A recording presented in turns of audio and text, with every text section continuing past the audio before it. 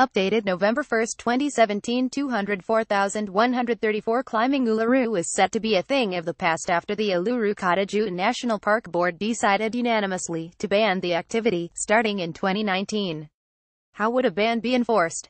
Under Commonwealth laws, there are steep fines for people who ride or walk in a Commonwealth reserve and go off track. The management board could have all walking tracks on the rock removed, making any climb illegal. In practical terms, a chain currently in place could be removed, which would make climbing Uluru physically difficult. Under NT legislation, sacred sites including Uluru have special protections, and a serious breach of the Sacred Sites Act can lead to penalties of more than $60,000 and 2 years jail. The board, made up of 8 traditional owners and 3 representatives from national parks, made the decision after consulting with the wider Anangu community, who it said was overwhelmingly in support of banning climbs.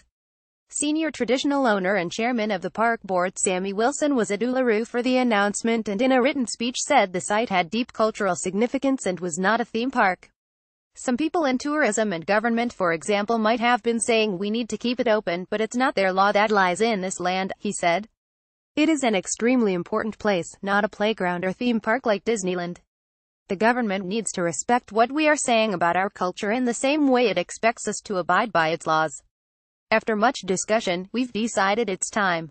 The ban will begin on October 26, 2019 to coincide with the 34th anniversary of the return of Uluru to traditional owners.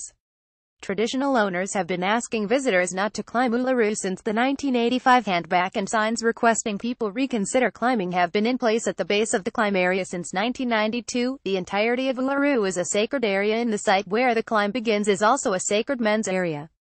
Whether visitors should be allowed to climb Uluru has long been a topic of debate, with a number of controversial incidents, including a woman stripping on top of Uluru, reigniting the discussion in years past.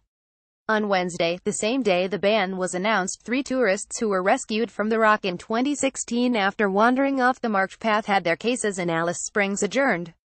The board said the climb had also claimed 36 lives since record-keeping began in the 1950s, with the last recorded death in 2010. Closing the climb the right thing. The most recent park management plan outlined 3 criteria that the board said were necessary to consider before closing the climb for good. They were that new visitor experiences were success, the established cultural and natural experiences on offer were why tourists visited the park, and that the number of visitors climbing Uluru had fallen below 20%. Mr. Wilson said data collated in 2015 showed that of the days the park was open and data was collected, 16.2% of visitors climbed Uluru. In 2010, when the board announced its intention to close the climb, the number was 38%, and in the 1990s it was 74%. In his speech, Mr. Wilson called for support from the public and all levels of government to close the climb. Over the years, Anangu have felt a sense of intimidation, as if someone is holding a gun to our heads to keep it open, he said. Please don't hold us to ransom. This decision is for both Anangu and non-Anangu together to feel proud about, to realize, of course it's the right thing to close the playground. Closing the climb is not something to feel upset about, but a cause for celebration. Will closing the climb affect visitor numbers? One of the most consistent arguments in the debate was whether banning the climb would result in a drop in tourism numbers. In 2009, Tourism Central Australia warned that flagging visitor numbers to the park could worsen if a ban was put in place, but on Wednesday said it supported the decision.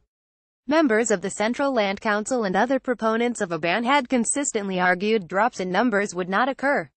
More recently, tourism operators rejected claims a ban would result in a drop in visitors, saying ending the activity and teaching people about why it was inappropriate to scale the rock might increase visitation.